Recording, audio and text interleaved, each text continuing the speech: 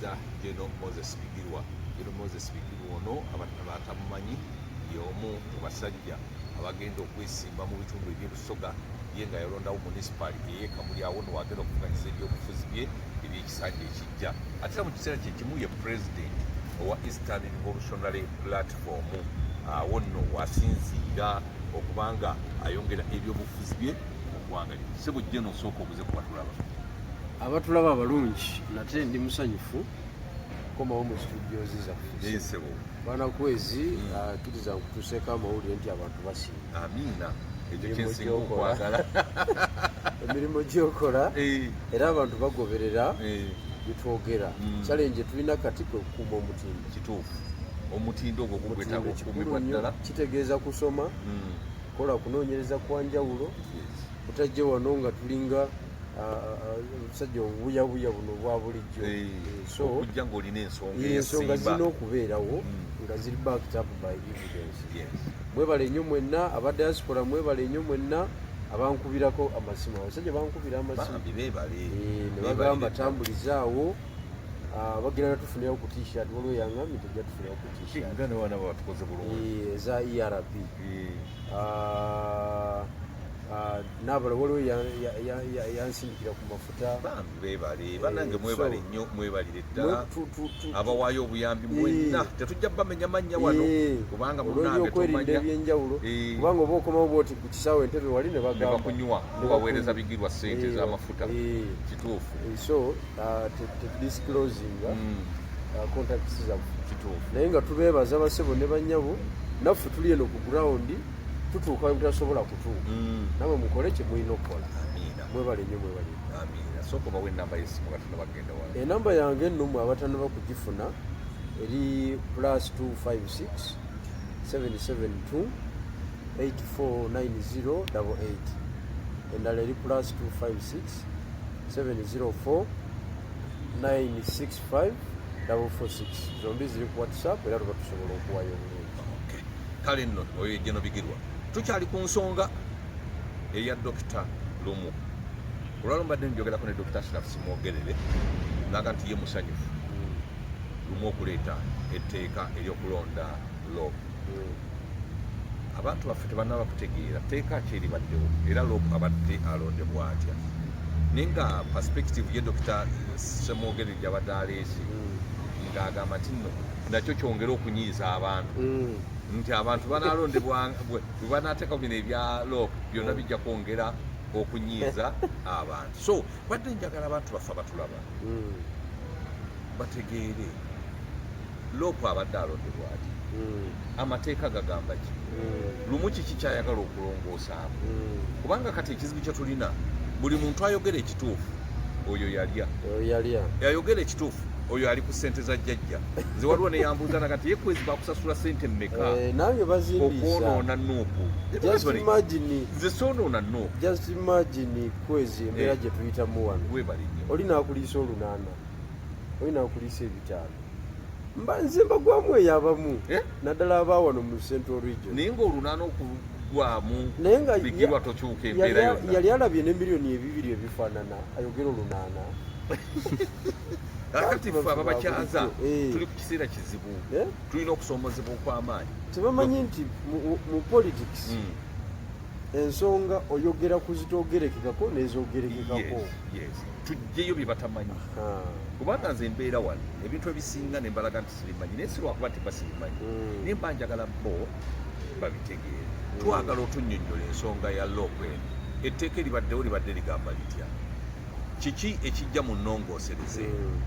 Dr. Lumu yalireese mu mutima mulungi, yayagadde kuteekawo nkola entuufu. Kugamba kya nnaku nnyo nti tutadde kugamba tudidde struggle y'okuleeta enkyukakyuka, space ne tugiwa okulwanira ebigumbagumba ebyempuuta. Jjajja byatukasukidde awo kubanga official leader of opposition ku gavumenti njagiyita kigumbagumba. Space yonna ey'amawulire eri ku ekyo, buli muntu aggyeyo obukambwe abantu n'abamu tugenda bategeera mpolampola abantu basumbuwadde ebya serious mbadde simanyi official leader of opposition akabonero akalaga nti wabaddewo okulya kyekibakambuwaza abantu bakambuwadde abantu bakambuwadde naye kakati official leader of opposition nga sinagenda mu byamateeka erina kyegase ku lutalo gwe kwezi tubadde naye mu lutalo luno okumala ebbanga ddene olinawo kyolaba official leader of opposition kyegase ku lutalo ononsonyiwa sikiramu ononsonyiwa nze omanyize ndi open egaseeko olutalo luliwa wakiriko mpuuga yajjako ewaffe njagala ombuulire kitange yali mu ddwaliro mpuuga najja emityana nze sinamala kugamba se omanyi abantu abamu boogera leader of opposition balowooza tutegeeza senyu ebaddemu abantu bangi office nze mpuuga yali azeeko ewaffe emityana nga kitange ali mu ddwaliro nakomplaininga ku ddagala ekera nelijja taata wange ne balimuwa awo ayinako yayongerako najja ekasanda netufunayo kantu njagala okutegeeza ekigambo kiri kimu office ya leader of opposition y'omu ku office ezikonyeza olutalo eziddaalo asiddaalo okukonya olutalo olw'okugenda mu buyinza nze njogera ng'abadde mu trenches ng'abadde mu ddwaniro era akyali mu ddwaniro tewaliiwo kitataganyiza opposition nga office eyo kitataganyiza kakuze mabega office eyo mwami Latigo yagisookamu mwami Latigo bw'agivaamu mulala n'agikwata nawulidde Latigo ayogera n'ebitakwatagana niye bwakyo omulala n'agikwata eze ekyusa emikono office eyo yasuula ekibiina ky'FDC abadde tokimanyi yakisuula ku ttaka tomanyi office eyo olwa ebitafutafu ebitonotono ebigumbagumba Museveni gyabikasukamu ababa bali ku headquarter ku kitebe ku kibiina ekiba kidiridde NRM okubanuunanuunamu baba balwanira buyinza obwo basobole okulonda omuntu anaabawulira anaakomyawo omusaayi anazza omuzigo bwe kibadde era olutalo olubadde ku FDC wonna olwavaamu Mugisha muntu omuyita Molo olwavaamu Winfred Kiza olwavaamu okuleeta Awol Achani Awol bitafutafu ebiva mu office kakiki backup kati waliwo office etalina mugaso ng'eyo nze mundaba eyange era bwe tugenda otegereza abantu nti bamativu n'ebiriwo nga bajjayo jambiya ku office eyo tevaawo ejjavaawo ng'omanya nti ebitafutafu mwebiri naye bigasa eki ku struggle katugambe nti mwebiri ekisooka ani yabiteekawo President Museveni kakati yateekawo aveeko munuunenunemu aveeko tasobola naawe tewaliwo ofiisi mbi nnyo Museveni gye yatutega ng'eyo etataganyiza operations za opposition etataganyiza ebibalo byonna etataganyiza n'olutalo kakati tuli mu democracy tuli mu dictatorship side zombi ogamba tulwanyisa dictator era nze bwemanyi tulwanyisa dictator si bwe kiri naye olwedde akuwadde omwaliro mulamba mu parliament gwotuula ebilioni 10 n'ezo zozanyiramu awo olina landi kuruza ye nanekadenge ezo 2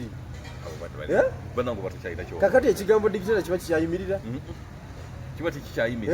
kiba tekikyayimirira okimanyi ekyo bannaye ebintu bino abantu tugenda bategeera mpola mpola nga Mugisha muntu liyo yagamba nga bamufubutula mu FDC n'agamba time will tell bageze okumaliza bamunoonya mwetondera abefudisi nga munoonya mwetondera omusajja oyo yannoma okibulidde kakati how can we fight for the office of leader of opposition whether it can be there or not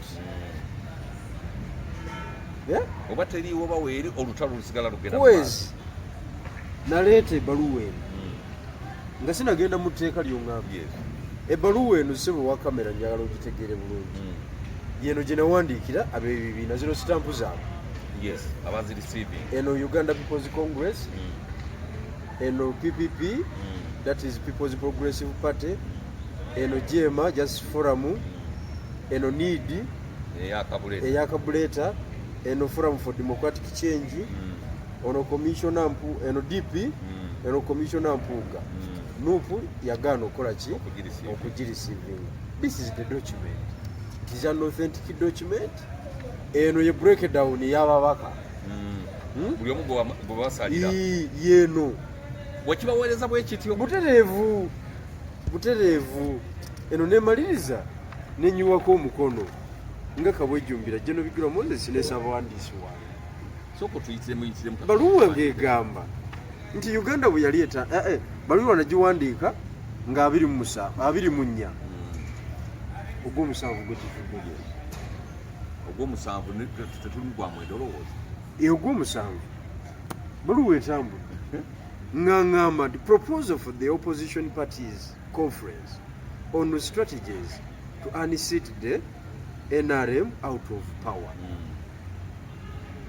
Proposal esaba abibiina ebivuganya byonna tutuule tukubaganye ebirowoozo ku strategy ki ey'okujja NRM buyinza ebaluwa esoundinganga Museveni gyafunamu oba Museveni abatagifuniramu ddala omuntu bw'atawa kintu kino birowoozo aba akolera ani for sure abakolera jjajja nga tugamba nti Uganda bwe yali etandika mu 62 okay yatandikira kuzisa region ze pillars byebikondo ebyawanirira ki that is Buganda, Ankole, Kigezi, okay, Toro, Bunyoro, West Nile, Acholi, Lango, Karamoja, Teso, Erigoni ne Busoga ebo bananyi Uganda naye nga tugamba nti mu mbeere abo bodabona netutemaatema n'ababaka abalimu mu ebyo ebitundu byonna kakati nga tugamba ebyo ebitundu byonna birina abakulembeze abaddukayo ne baddukira e Kampala nga ffe tulowooza nti abakulembeze abo baddeyo mu regioni zigino kakati wano nga tugamba nti tugezezzaako emirundi gyonna okulabika nti tuyita mu makubo agatamenya mateeka okuleeta enkyukakyuka biganye naye tugamba nti kyekiseera tuse wansi nga tugamba busome mu luzungu yangu nnyo paragraph tujje ngenda okutandikirako in the last most 40 years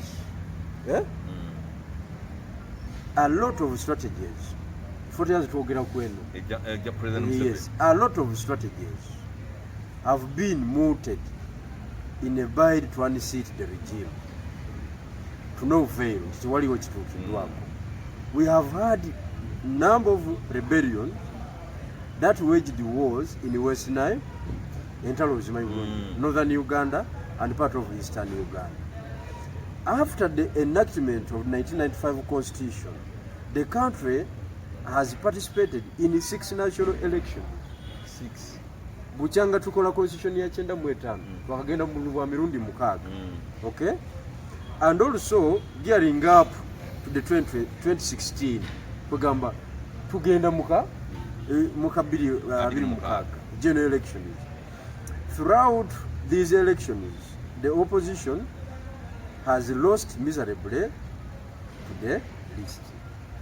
Obulu bonna tubadde tubulumuzi nga tewaleka tuwangu kakati wano ne tugenda mu maaso ne tugamba even a strong presidential electoral process even a strong presidential electoral presence in 206 twogera ku 26 ebyaliwo there were the leading opposition candidate Dr. Besigye managed to garner win in Lango, West Nile, Acholi, Teso, among others, but was flattered out by the central and west axis votes. Subsequent elections followed the same trend, and with the fear of weakening the northerner has been neutralized. It is important to note that the most campaigns have been built on the sole purpose of winning presidents, which has which has had disastrous results. Eno paragraph egamba twali tubaddeko ne presidential candidate ow'amaanyi Dr. Kizza Besigye yawangula Teeso, yawangula Karamoja, yawangula West Nile, yawangula Lango, yawangula Acholi. Kati ate tewangula Buganda n'emulema ne Western netamuwa bulungi. Kati bali abaali badde abazibu ennyo already kati baali batuwadde nga bakkiriza. Kati ate ffe eno twali badde abangu ennyo kati ate tetwakola ki twamuwagira tetwategeera muzannyo okitegedde. Kakati ekyo ne kiba ki ne kibanga kitutwala ku ki kitutwala ku mbeera nti tewati kugamba ti ekisooka tetunywezeza buwagizi bweri twabuta Teeso yatuva mu ngalo Northern Uganda yonna yatuva mu ngalo nedde wa jjajja jjajja yagitwala twalema tutya okunyweza Northern Uganda. Ne tukugamba nti strategically therefore we believe that we have to put all our effort on the parliamentary elections if we need to have a change. As a legislative arm, it can be used to cripple the regime. Currently, the Eastern region has a large share with a total of 144 legislators. Wali 14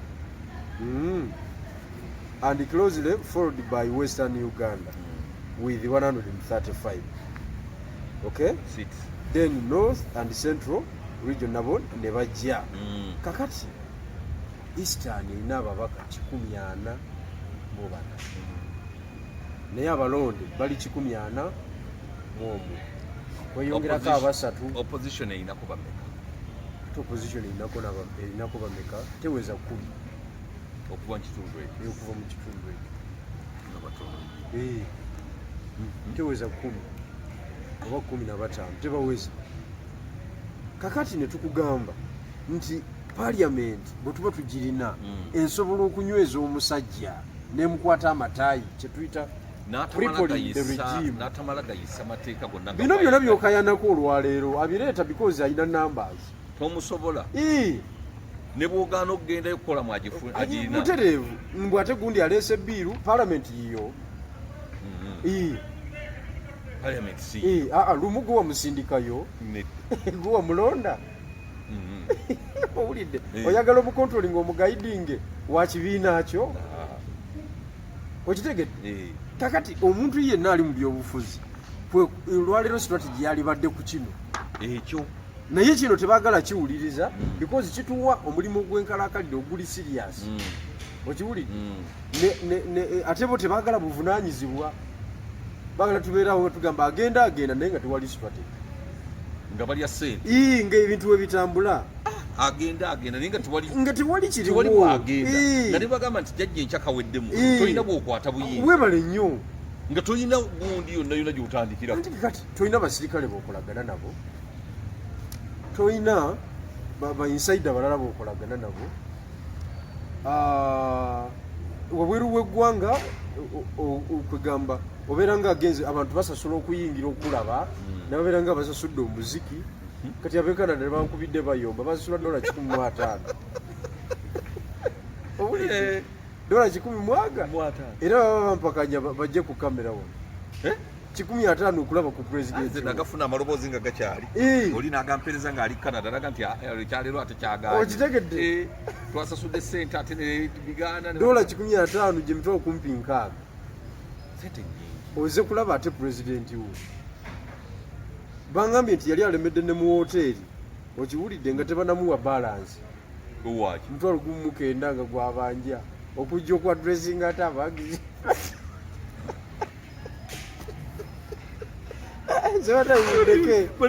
mundeke bannaye obusiru buli mu nsi buno bannaye obusiru obuli mu Uganda mwafuluma n'eggwanga ne bugenda mu bazungu. Omusajja gwe mwagala okujjako gwe mwagala okuyamba agende mu State House musasula busasuzi okumulaba n'alebera ne mu woteeri naga temunampa balance ng'alinga wakivulu kitegeeze eyo si presidential what plan. Kakati ffe tugamba Eastern Uganda comprises of sub-regions. Zo nyangu nnyo zimanyiddwa. N'ababaka abazirimu. Buno sub-region wansijja gendawo nnyo kuba mbadde nga mbyogera nnyo. Naye ng'ekinyusi nkikugambye kakati wano ekinyusi kino sokolage ku bantu. Ekinyusi kino kyetwagala. Omuwendo gw'ababaka tufuna 3-5.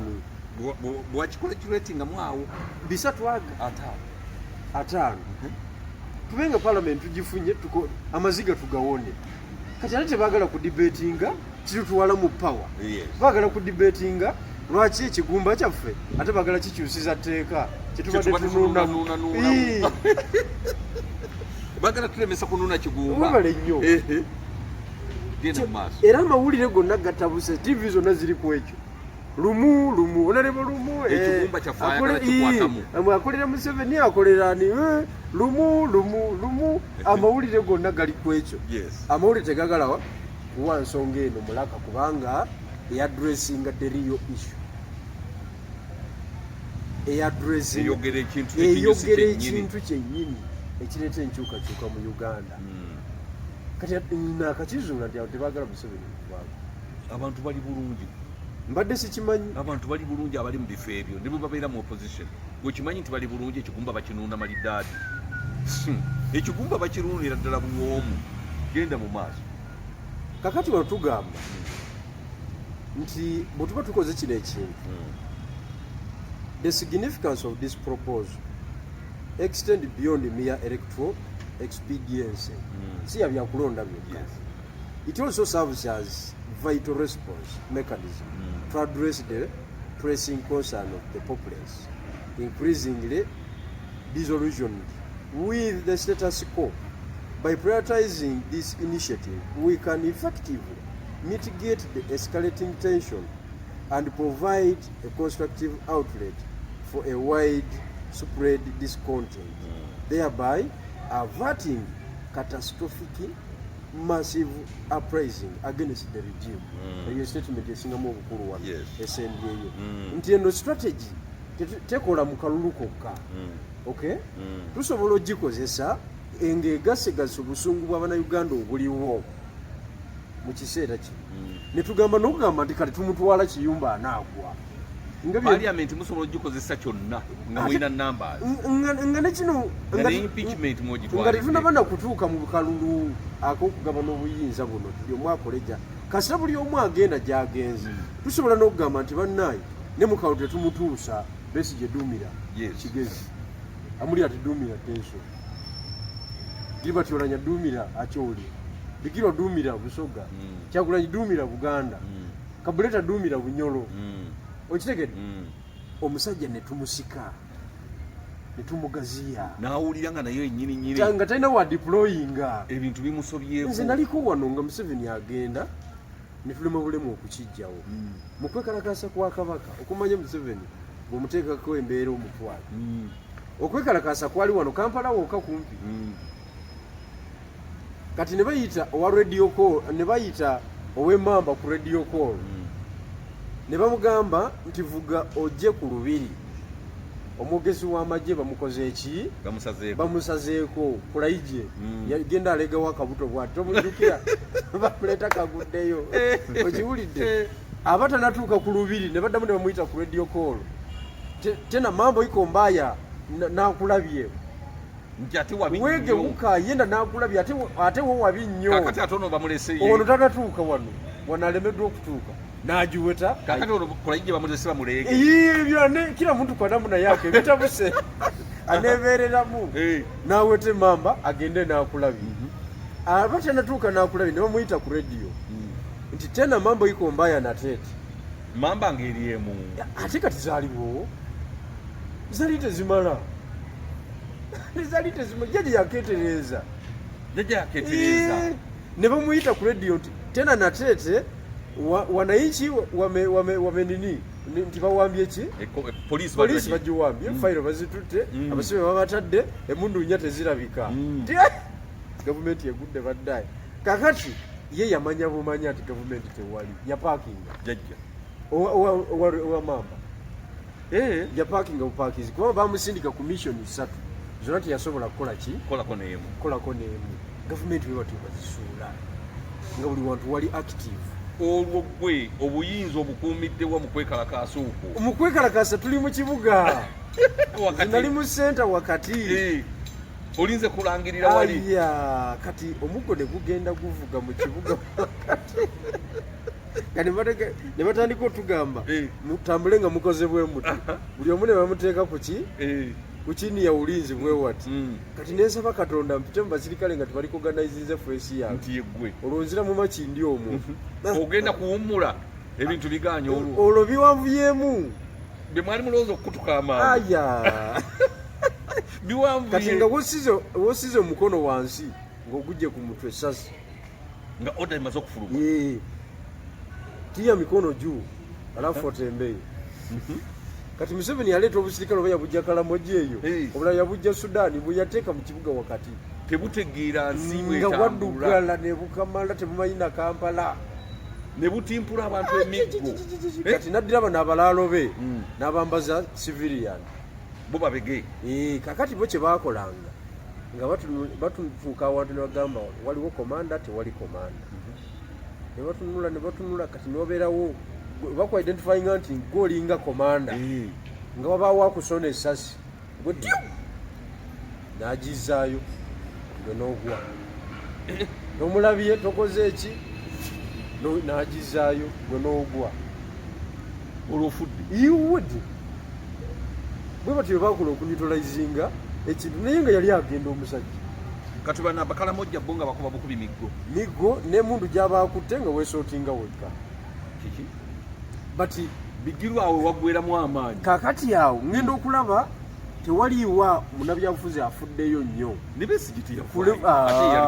omutwe yateeka butesi mu kitanda bwati nagira bwati oba bandaba niyeyongerayo bwati ate nga ye yaliko jjajja n'atuuka n'okutawanyika ennyonyi n'etokota ne bagikoleeza yagamba omusajja we nti amafuta mwegali nti kolereza endeege ebeere ku standby tuba kwongeramu kati nibwe pa yali agirinnya jjajja yali agirinnya ate kasita agirinnya bwati kuba guweddemu ate okomawo kuki naye kyava kuki kukola planning eno buli wamu ne wabeerawo aduumira wantu ne wabeerawo ekitambula Mityana waliyo Mubende waliyo Masaka nga tutuuka kati Kasajja Girwa Barracks ngeri handolinga Masaka n'emirirano tesobola kujja Kampala tesobola kujja eri nayo nga kiganye iyo nayo nga bagitwala kabuddeyo bombo nga naye handolinga ate bombo road ng'osala ng'olagawa niwo wabifuufuga otya nga tosala bwayizi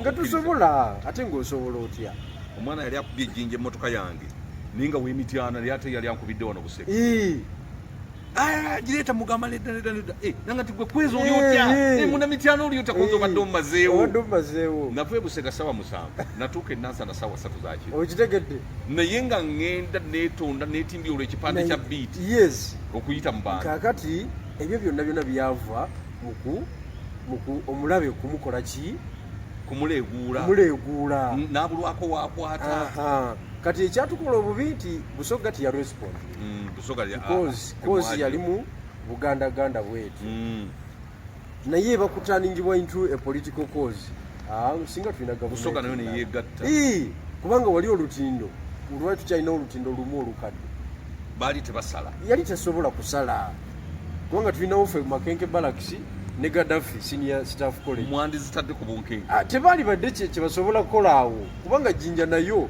weba yatabuse eba etabuse kitegeeza iganga egenda gukuma Bugiri egenda gukuma kati ezo Barracks ziba zifafagana wonna wonna tezisobola na population eri wali gumayo Busoga ali wali omungi atalina mirimu azaala ebisara n'ekiro akeera mukezi kutuula kati obuleeta magye eki agamusobola tekisoboka naye obunafu bwaffe ng'abasambi bwe butyo bubadde kati tuli mu kulwanira bigumba nze ndina obusungu kwezi tuli mu kulwanira kigumba kakati mwagala tulaga nti kye tubadde tulwanirira bulijjo baleese proposal okukyusa mu nnonda si kujjawo ofiisi buli muntu kyaliko omuntu ow'e Canada yasasudde esente ze ayingira awulira ebirowoozo bya pulezidenti ayagala office ya leader of opposition sijaliko ayagala Ntebe.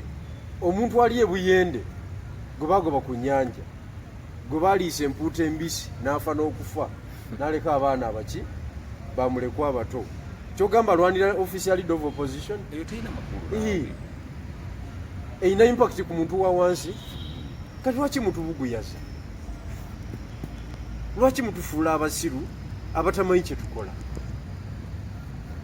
abantu bonna instead of debating a strategy egenda okuyamba omwana n'omuzzukulu mutuuziza mu biboozibozi Museveni yagala kujjawo opposition si yateekawo kino ekyo kyetulwanira olwaliro si yakiteekawo kumutwala kubanga ne Ssemwogerere aliwo nga ali ku ludda oluvuganya naye nga gundi ezo tazirina benefits ezo.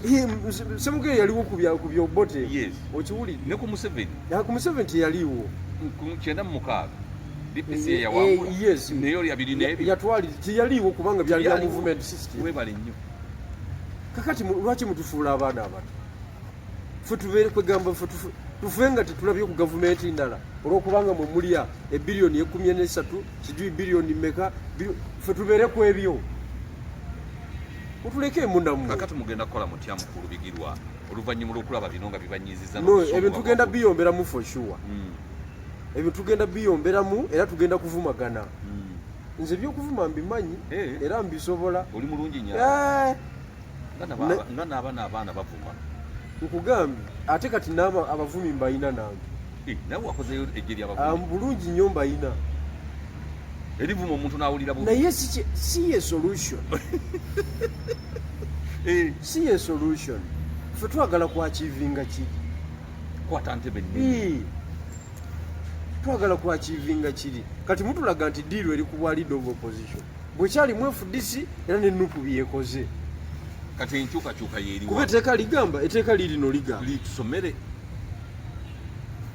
leader of opposition bamulonda batya kubanga abantu omanyi mulimu abantu baffe abategeera amangu ne bategeera ekyokukola naye ate ne wabaawo abantu baffe ne boobisoma ebyo tebabitegeera mangu oba tebabitegeera oba babitegeera katubategeeze how the leader of opposition to be chosen. Okay, this is section 6B eya administration of parliament as amended, okay, 206. Yeah. Subject to section 2 and 3, the leader of the opposition shall be elected by the party in opposition to the government having the greatest numerical strength in parliament. Nti omukulembeze akulira oludda oluvuganya ng'osinzira ku kawaayiro namba 2 ne namba 3 aka section eno ey'omukaaga anaalondebwanga ekibiina ekisinza ababaka analondebwanga mu kibiina mu kibiina by the party analondebwanga mu kibiina by the party in the opposition to the government, okay, having the greatest numerical strength. Nti anaalondebwa elected. So say handpicking. Yes. Okay? Not appointing. Not appointing. In electing the leader of the opposition, the party to which he or she belongs may consult. May. Oyinza okwebuuza oba obuteebuuza. May is not an order. Consult other political parties in opposition to the government and the independent members of parliament. Osobola okubeebuuzaako. A person elected leader of opposition under this section shall take office upon a formal announcement by the speaker. Okay? Lyeteeka lyogera ku kulonda naye nga alina okubwako akalulu anti election kitegeeza kalulu. Wali okawuliddeko si kumwapointinga bwapointinze nti gwe gundi nkujjeeyo wali okawuliddeko naye nemu FDC bwe byali FDC yakakubako olwo ng'ereeta Alatigo yavuganya ne Jakasabi Samu Kaleganjula kya leader of opposition ne bateekawo akalulu kaakaaba mu FDC kati ate lwaki ku Winfred Kiza tekaakaaba anti awo ne bikyuka ne bakola byabwe self interest. Buli gavumenti yabeerangako yaweerezanga owaayo yabeeranga self appointed kati ng'ogyeko Latigo ba leader of opposition ababaddeko bonna paka kwaliko baliwo mubenyi bw'amateeka kiki kuba tebakubwangako kalulu mpuuga tetwamukubako kalulu anti katoyo twemwogera kutaliiwo nkulaga process yamuleeta mwapointinga president yaleeta erinnya jjukira tawanyakanyizibwe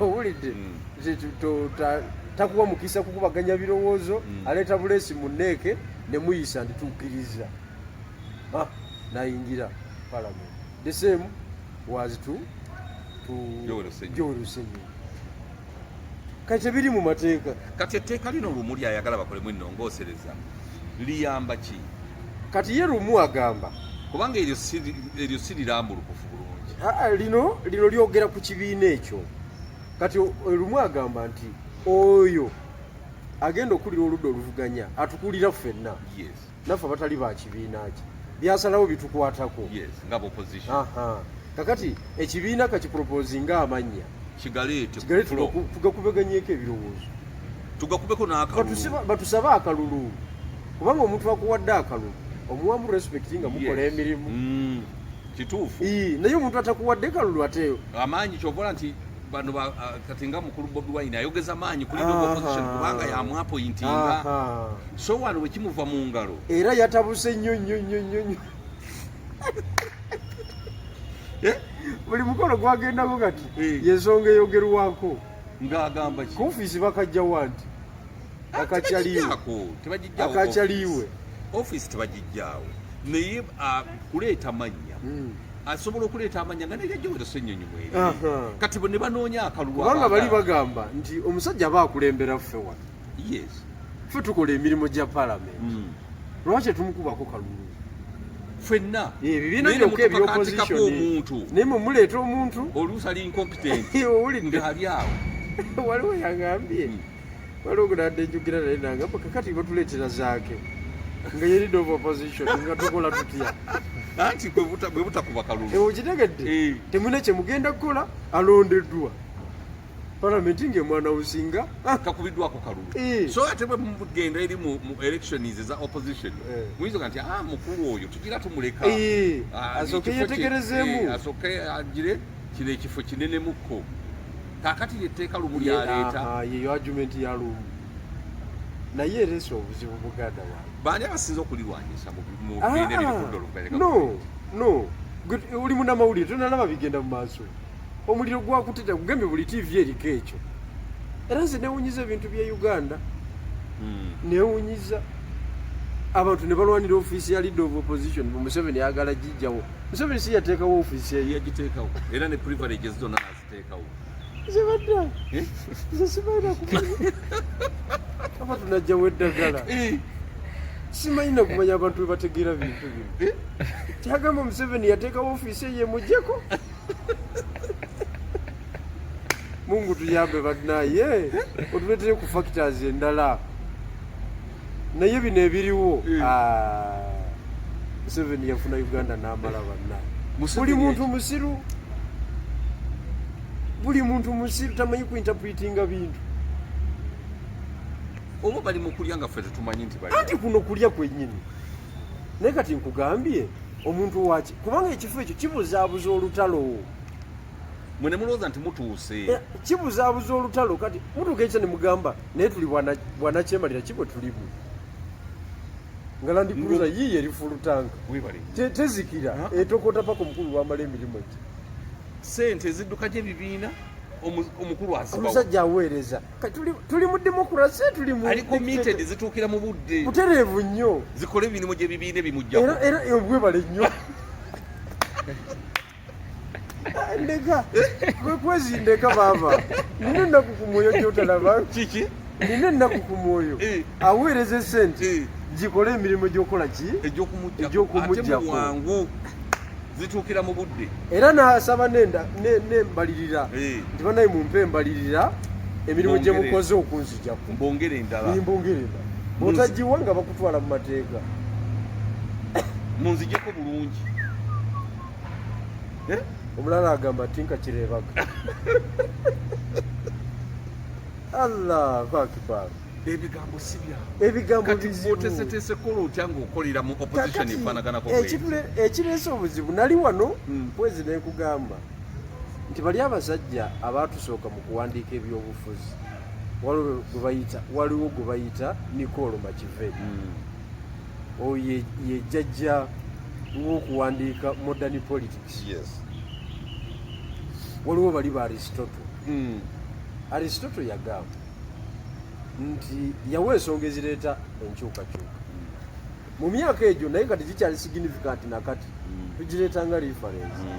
Yagamba nti ezimu ku nsonga ezireeta revolution bw'oba oli mu bukulembeze nti tokolanga nkyukakyuka eziteetaagisa. Never make unnecessary changes in leadership. It can cause a revolution. Yes. Kakati bino byonna ebigumbagumba bye tulwanira biva mu nkyukakyuka eyakolebwa Mpuuga Ssenyonyi. Kati bino byonna bivudde ebyo bigenda okugweranga n'ofiisi tewali yonna. Never make unnecessary changes. Kubanga etteeka lino nze nkimanyi lijja kuwagirwa. Kubanga ate bwe baliyisa paliamenti yonna eriyisa. Paliamenti eriyisa. So opposition yokka eriyisa. Paliamenti yonna ejja kuliyisa. Yes. Ate nze kyemmanyi tirijja kuyita. Wano werituuse ligenda kuyita. Kaakati aba opposition muli kubanga nze nkimanyi nti nabo opposition abakati baweranga 120. Tebawera abo. Tebawera 120. Tebawera. Tebawera 120. Ne ba independent obataddeko. Anti ba independent babo. Anti ba opposition. Naye ati si babo. Ne baba balira ku opposition. Era mu kalulu bajja kukakuba. Ba independent batono okujjako ba Patrick Nsanja. Baliwa abadde Patrick Nsanja wa independent naye yakola akalagaano nani ne nu. Anti kakati kankubuulira opposition independent yonna bagibalira ku opposition okusinziira mu tteeka. Okusinziira mu tteeka era bajja kukuba akalulu. Kakati akalulu banaakakuba bakuwagira bwe. Ate etteeka baliyisa kwewa buyinza basalewo okwani abakulembera. Nkugamba gwe bw'onooleeta omuntu ebiswaziswazi atajja ku mutindo banaamuwa akalulu. Because leadership bannange kyebalina okumanya leadership erimu layers. Waliwo levels wokola ki ezituuka kiringa kugenda bweru. Osooka n'osaba passport. Naye ate tosobola kusaba passport nga tolina ndagamuntu ye Uganda. Kati eyo nayo level. Osooka kufuna ndagamuntu n'olyoka osaba passport. Wali ku byakugenda bweru. Kakati bw'ofuna passport ekitegeeza nti endeega ogenda giri. Olina okusaba visa ey'ensi mwokola ki gy'ogenda. Eyo nayo level. Kakati bwe bakuwa visa toyinza kulya mabanja nti ennyonyi ngimaze. Olina okugula air ticket ekutwala. Kakati bw'ogula air ticket yawe n'ogamba nti bannaye nkola ki. Kati bw'otuuka ku airport security details ezisooka bo bakubuuza identification. Tebafaayo nga bakwaza oli safe. Bonna bakola ku airport naye eyo si level yaabwe. Awo tebakubuulizaawo passport, tebakubuulizaawo visa. Okitegedde? Eyo stage n'ogivaako n'otuuka ku stage endala ne bakubuuza yellow book n'ogijjayo ne passport atunulako ntunule n'ovaawo n'otuuka ku level endala ne bateekamu visa valid eya ticket valid ne baprinting out boarding pass. Awo ke kakulinyisa ki endeege. Awo kasita okafunaako bwepa omanya ogenda gikola ki. Kati oyinza kubeera ku mutendera gwakulaga yellow book nga gotandika kwekalakasa mundekeze ngende ninyenyo nedda sebo levels watonazimala. Kati ne leadership ya levels. Weeyisa otya ng'oyimiridde ku kompyuta eyowa boarding pass. Weeyisa otya ng'oyingidde kuwa kompyuta owa yellow book. Oyo yonna biri mu system. Bw'oba okajja ku street era bakulaba nti kano okajja era bakugamba bugambi yimirira wali. kati that is leadership eba ya mitendera kati ku mutendera gwa parliament which kind of personnel you're deploying out to lead to provide leadership at parliament which kind of character because wetaga diplomacy okay wetaga intellectualism wetaga character zonna humbleness okitegeera okujjayo ekifaananyi ekyomukulembeze bano this is a serious scheme we can entrust them with the power okiwuli kakati goyinza okuleeta futu soja ate abeere leader of opposition ekibalo kiba kifudde kakati office ya leader of opposition kabagijjewo tubeere ku level yemu tukabe ebifaanagana nga tukyaliriddika olutalo lujja kutambula nga ffenna enjala etuluma olutalo lujja kutambula in fact nze proposal yange yakujjawo office eyo kati bagenda kuleeta buleesi tteeka si kugijjawo nze kyenaali agadde kubanga nze mbadde wano bukyanga etandika okukola kuva ku latiko nkugambye terina kyegase ku lutalo eyawula bwawo terina kyegatta ku opposition eyawula bwawo Winfred kiyinza okuva mu FDC bamusikayo obusisi kumujja ku kifo bamusikayo obusisi ne baleeta awolo ate nga naye talina kyagattiraku kati ate ye kati bali abaliwali era nga boolaba ebiri olwaleero bali abaliwali ne bagamba naye FDC tukoze eki kino nereetaawo muntu kika kyolwo gwerese era naye gwe yaleeta oyo naye yali mufu nnyo olwa interest headquarter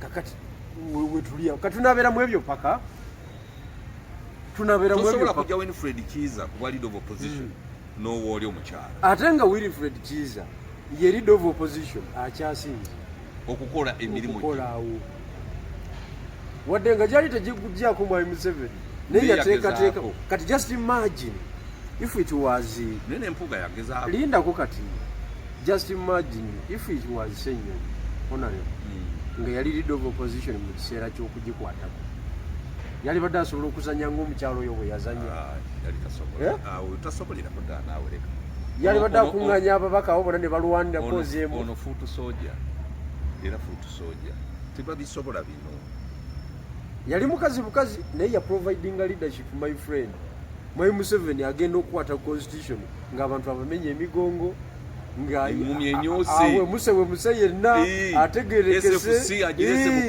webale nnyo ng'aweddeyo nekadaga naye nawemukiramu kyebyalisobozi kubanga tewali baddewo ono yandifulumye bufulumi n'abantu be tebandise tewali baddewo common cause tugamba leadership ereeta abalwanyi awamu ng'omukyalo oyo bwe yakola ki kakati ekizibu ky'abaana tebabeera mu parliament wabeerawo ebintu ebyamaanyi ng'ebyo era tebandibadde so abantu basebo ne banyabo njagala okubasaba mutegeere ensonga zino buli muntu alina munabyabufuzi gwawagira mu Uganda mugambe nti tuli ku kiki kyennyini ekiddako kikiddako tonyumirwa bunyumizi kumulaba ku TV tonyumirwa bunyumizi mbu abantu babadde bangi ku kitebe ebyo byonna naye kikiddako what next strategy ki ejjako omusajja oyo byonna tubirabye obuwagizi tubulina naye strategy ki kubanga kyetunoonya olwaleero bwanakwezi kyetunoonya presidential candidate alina amaanyi kwetoloola ggwanga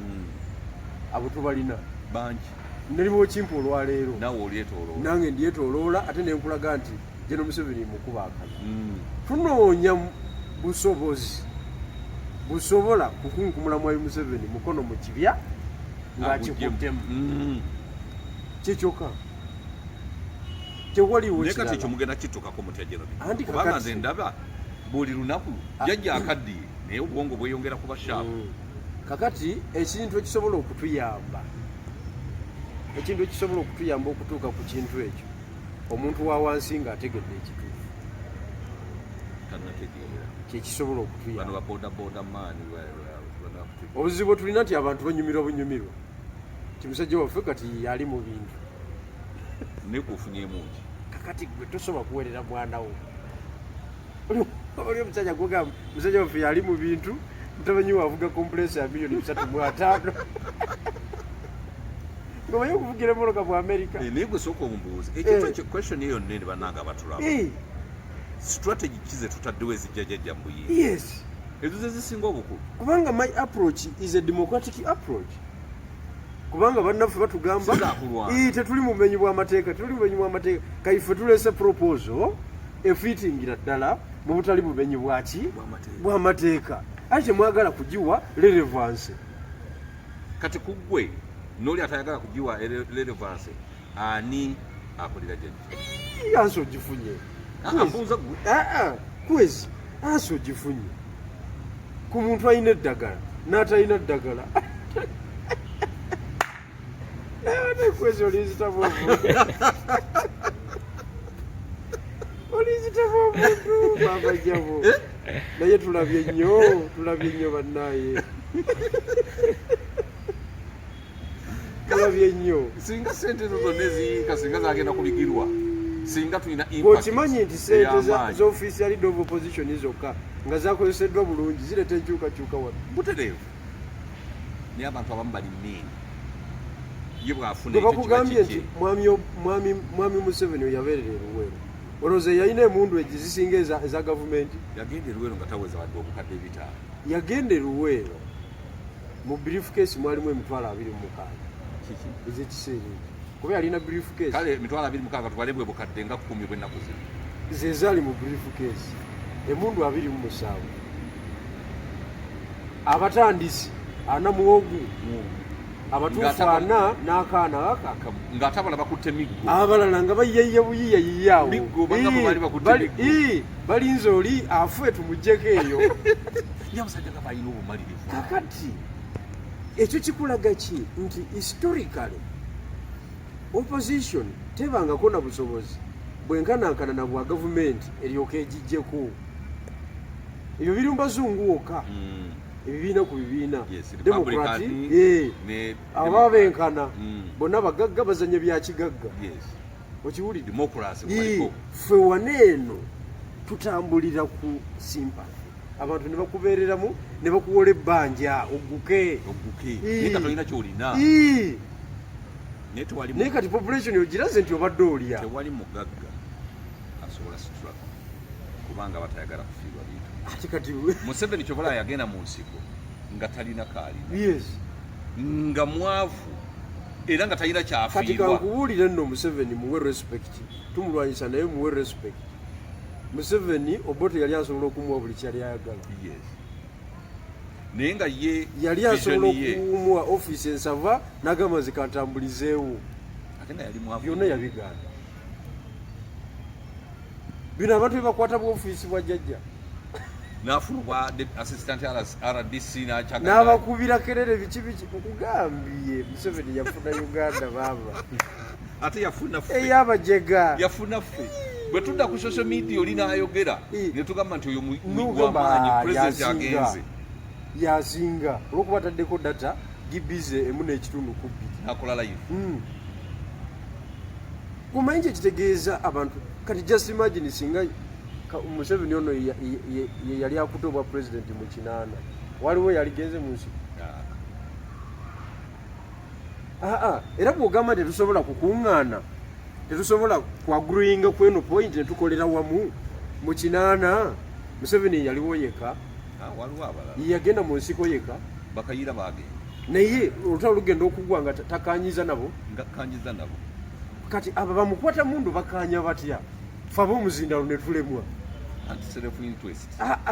kati tewaliwo muntu abeera extremely selfish ng'azanya bizinesi y'emundu kuba abalabulamu mu nsi yonna buli kyayogerako buli kyateesa kyonna alina okumakinga sure nti apreservinga territory mwakola ki mwali because olaba ne jjajja naye yeekengera any slight mistake awedde atambulira ku ssasi sawa yonna bali abazanya politics w'emundu mu gy'ekinaana basobola okukaanya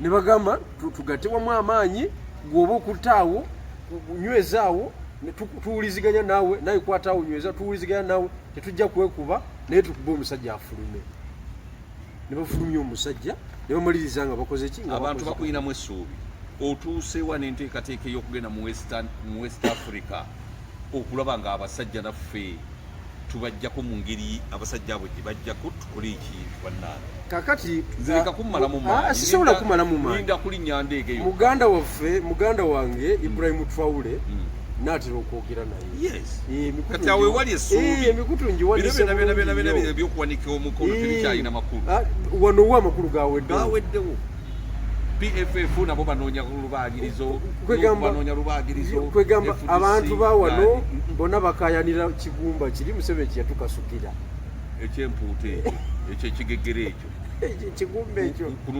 kunuunanuunamuko ofune feeling ya supu waki wekyenyanja ninga in the real sense temuli makulu kakati nabadde natera omanyi kati ensonga ezo mpanvumu soka zirimu ebintu bingi nebyokwerinda sijja kubyogera ekyo gwokyogera kakati mbadde saagala kukubuulirawo wentuuse naye bwekugambanga nti president akatabo oyanguwanga bwangu kwegamba kabeere kumpi stand by kakubeko enfuufu because me I believe kubanga ekiri mu official diaspora yaffe okiraba abantu ate okuyingira okuwuliriza omukulembeze ate basolooza sente so bya sente okiwulire kakati tulina okwogerako n'abantu abalala abali mu power yennyini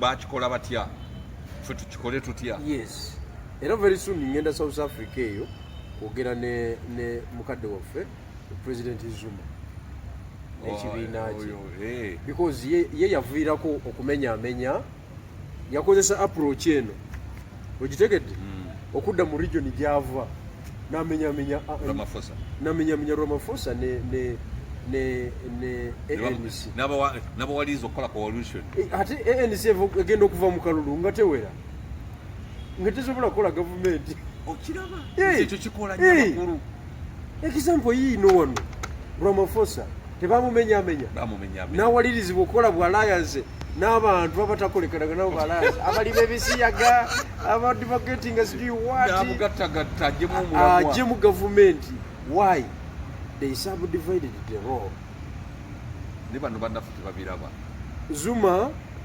yagamba nti nze kansaleko region eno mwenva n'apolota abantu be bonna yabayoolawo njagala osiibule so mweyo embeera nze ndi munyiivu kwezi ndi munyiivu sijja kulimba bannayuganda tuli babi nnyo emirundi gyonna bannayuganda tulemereddwa okwanalizinga ebyobufuzi bannayuganda tulemereddwa okuwa ebyobufuzi obuye tulekedde abantu abaatuuka batutegeererewo mwene embeera Museveni tusobola mujjako ekyo tekisoboka ne bwoba ofa ate jjajja ne bekaggwamu kati era obuyinza tubuli wala anti kati jjajja bwekaggwamu kati kankubuulire nga tumaliriza jjajja bwekaggwamu kati ekisooka ani asooka okutegeera amawulire abamukulu nnyo mu mbeera eriwo katugaye nti maama kubanga ye omukyala Janet Kata yasooka okutegeera nti jjajja agenze kakati ani abika era babika ddi ekyo nno kiriko kitabo kirambo ekyawandiikibwa waliwo omwana bamuyita tumuhimbise ani ngabonerabira erinyo eddala yawandiika ekitabo n'agamba nti Museveni bw'afa ng'olwokusatu tebamubika tekisobokeera olwokuna tebamubika olwokutaano tebamubika olwomukaaga olwanekye y'abannayuganda olwenekye y'abannayuganda nti ku lwomukaaga tulira kisinga agenze ku faamu agenze ku biiki agenze okulaba girlfriend agenze mu kyaki ayambadde ebipale ebimpi olwomukaaga terubangako serious kati bannayuganda basobola obabuulira amawulire banayo kyongozi kakoze ki nga buli omu ali scattered buli omu ng'ali ku bibye mugenda okwekunganya kakati jukira Sanda ate eba Boward nnyo Sanda ate yeba nzibunyera ekiddako ku Sande kuorganizinga kusabira ggwanga olwo banaddini baffe bano nga bamanyi batandikiriza banaye twafunye amawulire omukulembeze waffe yawumudde tusabire eggwanga kukakanya emitima gyaki gy'abantu tugenda otuuka mu Mande abantu bazeeyo akapeeya biki abana tebalonda nga tewali kiriwo nga mulaalo tewali oba nga pulezidenti omulala wakoze eki amaze n'okutaking over kitabo kiramba ku ekyo okiwulire kakati lwaki ebyo byonna byonna tebisoboka kwena opposition tulina efana ezannya bweti opposition yaffe baavu tuli baavu ate tutuli bamalirivu fwe twawagirira Kyagulanyi twamudefininga nga twamudescribinga nga byonna yabimalayo bye yali yegombye okufuna mu byobufuzi nga yabikola ki basics nga azirina nga yeebaka bulungi emmotoka weziri za buwumbi nga bubiri nga weziri awo bulungi kusaabala azisinya landlord ng'atambuza bulungi exposure ng'agiina okiwuli ensi yonna agitambudde esente azikutteko okiwuli ali mu myaka emituufu gyokulya sente eva kuva ko lyogamba nti pulezidenti alibaddemu geto president okitegedde netugamba this is a super candidate tupika ono netumupika kati jajja oyo abala ebyobufuzi jajja yatulabuukirira nagamba n'abayaaye bagenda kunkuba omupiira n'atukuba omukwomu simbula mubeere bulungi basebo ne banyabo naye banaye musaasire eggwanga lino tulisabire ate mubanje pulaani y'olutalo buli mukulembeze abayogera banja pulaani y'olutalo eriki yes kijja tuyamba nnyo